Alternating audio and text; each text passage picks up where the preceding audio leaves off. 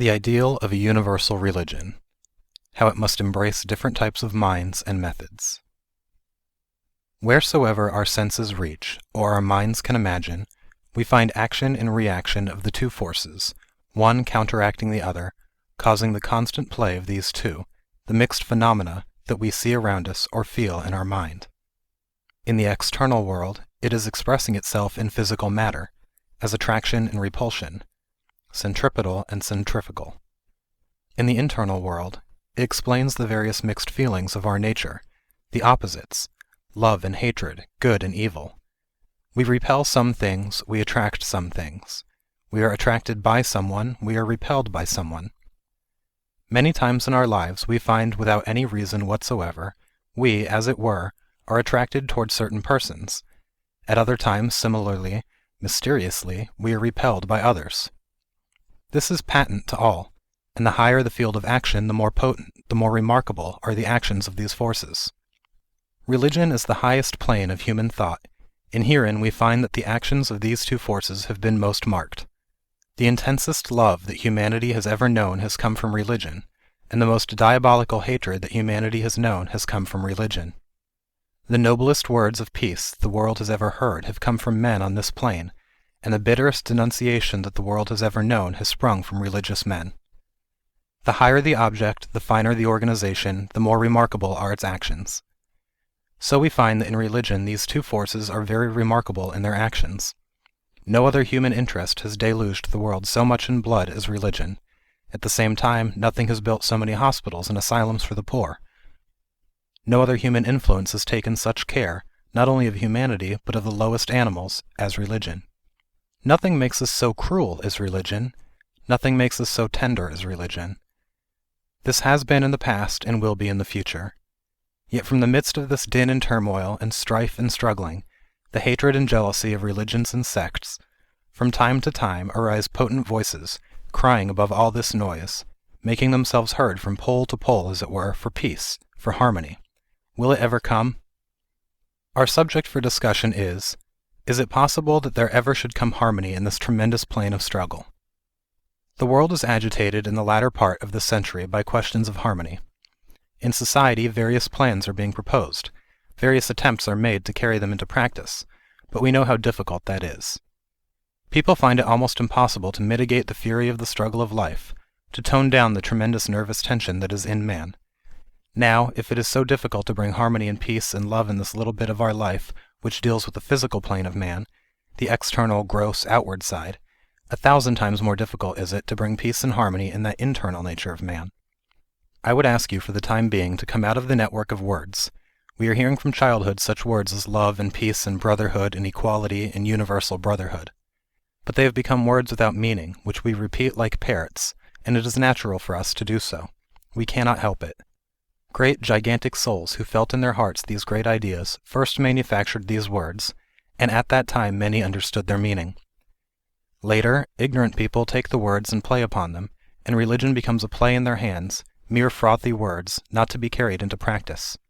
It becomes my father's religion, our nation's religion, your country's religion, and so forth. It becomes only a phase of patriotism. To bring harmony in religion, therefore, must be most difficult. Yet we will try to study this phenomenon. We see that in every religion there are three parts, I mean in every great and recognized religion. First, there is the philosophy, the doctrines, the ideals of that religion, which embodies the goal, embodies as it were the whole scope of that religion, lays before its votaries and followers the principle of that religion, the way to reach the goal. Next, that philosophy is embodied in mythology. So the second part is mythology. This mythology comes in the form of lives of men, or of supernatural beings, and so forth. It is the same thing as philosophy made a little more concrete. The abstractions of philosophy become concretized in the lives of men and supernatural beings. The last portion is the ritual. This is still more concrete, forms and ceremonies, various physical attitudes, flowers and incense, and everything that appeals to the senses. In this consists the ritual. You will find that everywhere, recognized religions have all these three. Some lay more stress on one side, some on the other. We will take the first part, philosophy. Is there any universal philosophy for the world? Not yet. Each religion brings out its own doctrines and insists upon them as being the only real ones. And not only does it do that, but it thinks that the man who does not believe them must go to some horrible place. Some of them will not stop there. They will draw the sword to compel others to believe as they do. This is not through wickedness, but through a particular disease of the human brain called fanaticism. They are very sincere, these fanatics, the most sincere of human beings, but they are not more responsible than any other lunatics in the world.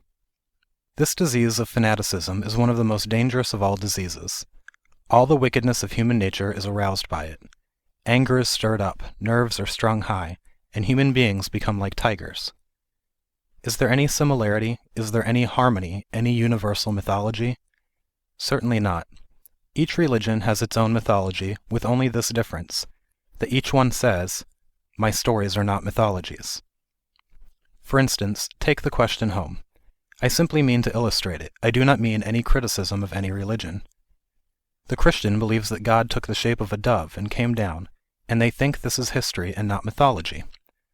But the Hindu believes that God is manifested in the cow. Christians say that is mythology and not history, superstition. The Jews think that if an image be made in the form of a box or a chest with an angel on either side, then it is to be placed in the Holy of Holies, it is sacred to Jehovah. But if the image be made in the form of a beautiful man or woman, they say, "This horrible idol, break it down." This is our unity in mythology. If a man stands up and says, "My prophet did such and such a wonderful thing," others say that is superstition. But their prophet did a still more wonderful thing. They say that this is historical. Nobody in the world, as far as I have seen, is able to find out the fine distinction between history and mythology in the brains of these gentlemen. All these stories are mythological, mixed up with a little history. Next come the rituals.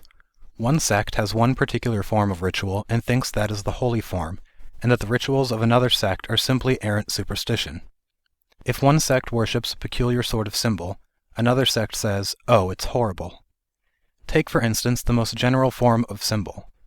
The phallus symbol is certainly a sexual symbol, but gradually that part of it was forgotten, and it stands as a symbol of the Creator. Those nations which have this as their symbol never think of it as the phallus. It is just a symbol, and there it ends. But a man from another race sees in it nothing but the phallus and begins to condemn it, yet at the same time may be doing something that to the phallic worshipper appears most horrible. I will take 2 points, the phallus symbol and the sacrament of the Christians. To the Christians, the phallus is horrible, and to the Hindus, the Christian sacrament is horrible. They say that the Christian sacrament, the killing of a man and eating his flesh and blood to get the good qualities of that man, is cannibalism. This is what some of the savage tribes do. If a man is brave, they kill him and eat his heart, because they think it will give them the qualities of bravery possessed by that man.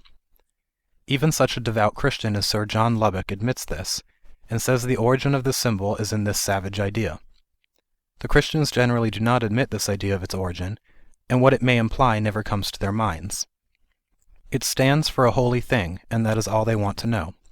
So even in rituals there is no universal symbol which can lead to a general recognition. Where then is this universality? How is it possible then to have a universal form of religion? That already exists. We all hear about the universal brotherhood and how societies stand up and want to preach this. But to what does it amount? Universal brotherhood.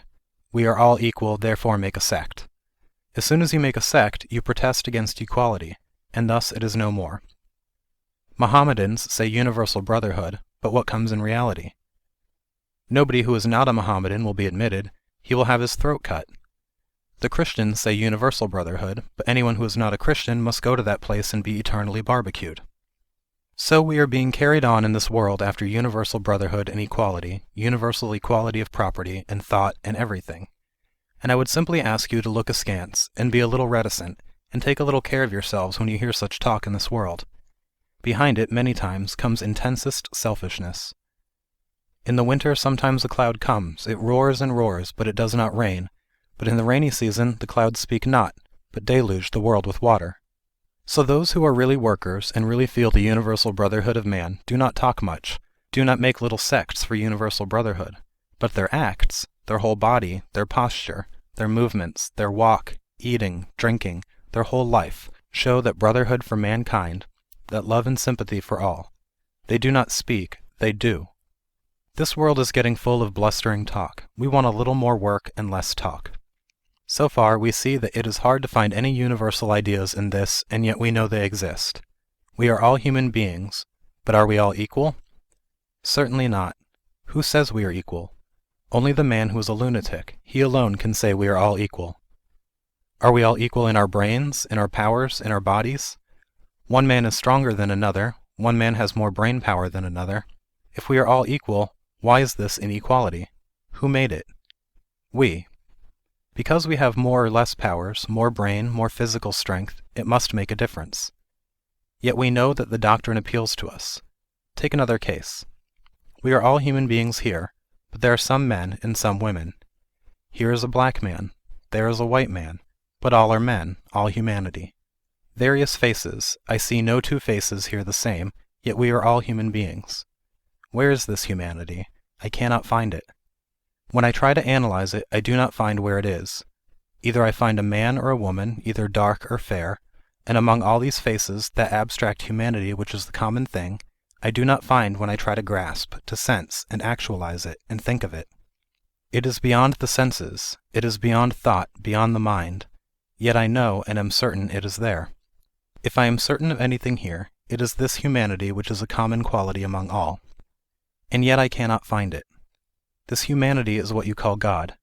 In him we live and move and have our being. In him and through him we have our being.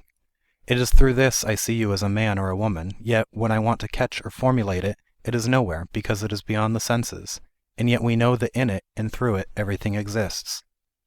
So with this universal oneness and sympathy, this universal religion which runs through all these various religions as God, it must and does exist through eternity. I am the thread that runs through all these pearls, and each pearl is one of these sects. They are all the different pearls, but the Lord is the thread that runs through all of them. Only the majority of mankind are entirely unconscious of it, yet they are working in it, and through it. Not a moment can they stand outside it, because all work is only possible through and in it, yet we cannot formulate it. It is God himself. Unity and variety is the plan of the universe. Just as we are all men, yet we are all separate. As humanity, I am one with you, and as Mr. So-and-so, I am different from you. As a man, you are separate from the woman. As a human being, you are one with the woman. As a man, you are separate from the animal, but as a living being, the man, the woman, the animal, the plant, all are one, and as existence, you are one with the whole universe. That existence is God, the ultimate unity in this universe. In him, we are all one. At the same time, in manifestation, these differences must always remain. In our work, in our energies that are being manifested outside, these differences must remain always. We find then that if the idea of a universal religion is meant one set of doctrines should be believed by all mankind, it is impossible. It can never be, any more than there will be a time when all faces will be the same. Again, if we expect that there will be one universal mythology, that is also impossible. It cannot be. Neither can there be one universal ritual. This cannot be. When that time will come, this world will be destroyed, because variety is the first principle of life. What makes us formed beings? Differentiation. Perfect balance will be destruction. Suppose the amount of heat in this room, whose tendency is perfect diffusion, gets that diffusion, that heat will cease to be. What makes motion in this universe? Lost balance, that is all. That sort of unity can only come when the universe will be destroyed, but in the world such a thing is impossible. Not only so, it is dangerous. We must not seek that all of us should think alike. There would be no thought to think.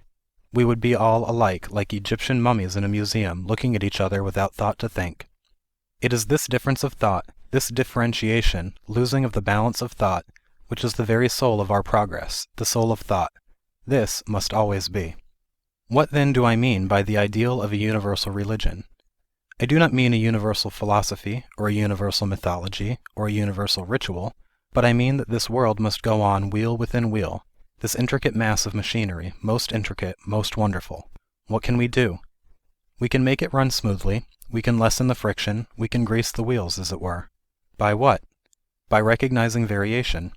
Just as we have recognized unity, by our very nature, so we must also recognize variation. We must learn that truth may be expressed in 100,000 ways, and each one yet be true. We must learn that the same thing can be viewed from 100 different standpoints and yet be the same thing. Take, for instance, the sun. Suppose a man standing on the earth looks at the sun when it rises in the morning. He sees a big ball. Suppose he starts toward the sun and takes a camera with him, taking photographs at every stage of his journey. At every 1,000 miles he takes a fresh photograph until he reaches the sun. At each stage, each photograph was different from the other photographs. In fact, when he gets back, he brings with him so many thousands of photographs of so many different suns, as it were, and yet we know it was the same sun photographed by the man at every stage of his progress. Even so with the Lord. Greater or lesser, through high philosophy or low, through the highest or lowest doctrines, through the most refined mythology or the grossest, through the most refined ritualism or the grossest, every sect, every soul, every nation, every religion, consciously or unconsciously, is struggling upward, Godward, and each vision is that of him and of none else. Suppose we each one of us go with a particular pot in our hand to fetch water from a lake. Suppose one has a cup, another a jar, another a bigger jar, and so forth, and we all fill them. When we take them up, the water in each case is got into the form of the vessel. He who brought the cup has water in the form of a cup. He who brought the jar, his water is in the shape of a jar, and so forth. But in every case, water, and nothing but water, is in the vessel. So, in the case of religion, our minds are like these little pots, and each one of us is seeing God.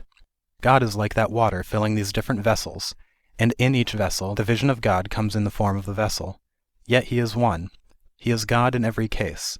This is the recognition that we can get. So far, it is all right theoretically, but is there any way of practically working it out? We find that this recognition that all these various views are true has been very, very old. Hundreds of attempts have been made in India, in Alexandria, in Europe, in China, in Japan, in Tibet, latest in America. In various countries, attempts have been made to formulate a harmonious religious creed to make all come together in love instead of fighting. And yet they have all failed. Because there was no practical plan. They admitted that all these religions were right, but they had no practical way of bringing them together and yet keeping that individuality. That plan alone will be practical which does not destroy the individuality of any man in religion, and at the same time shows him a point of union. But so far, all these plans have been tried, while proposing to take in all these various views, have in practice tried to bring them down to a few doctrines, and so have produced merely a fresh sect, fighting, struggling, and pushing. I have also my little plan. I do not know whether it will work or not, and I want to present it to you for discussion. What is my plan? In the first place, I would ask mankind to recognize this maxim: do not destroy. Iconoclastic reformers do no good to the world. Break not anything down, but build. Help if you can. If you cannot, fold your hands and stand by, and see things go on. Do not injure if you cannot help. Therefore, destroy not, say not a word against any man's conviction as far as they are sincere. Secondly, take man where he stands, and from thence give him a lift. If the theory be right that God is the center, and each one of us individuals is moving along one of the lines of the radii, it is then perfectly true that each one of us must come to the center, and at the center, where all these radii meet, all differences will cease, but until we have come there, differences must be. And yet all these radii converge to the same center. One of us is by nature traveling in one of these lines, and another in another, and so we only want to push along the line we are in, and we will come to the center, because all roads lead to Rome. Therefore, destroy not. Each one of us is naturally developing according to our own nature. Each nature will come to the highest truth, and men must teach themselves. What can you and I do? Do you think you can teach even a child? You cannot. A child teaches himself. Your duty is to remove the obstacles. A plant grows. Do you make the plant grow? Your duty is to put a hedge round and see that no animal eats up the plant, and there it ends. The plant must grow itself. So in the spiritual growth of every man, none can teach you, none can make you spiritual. You have to teach yourselves,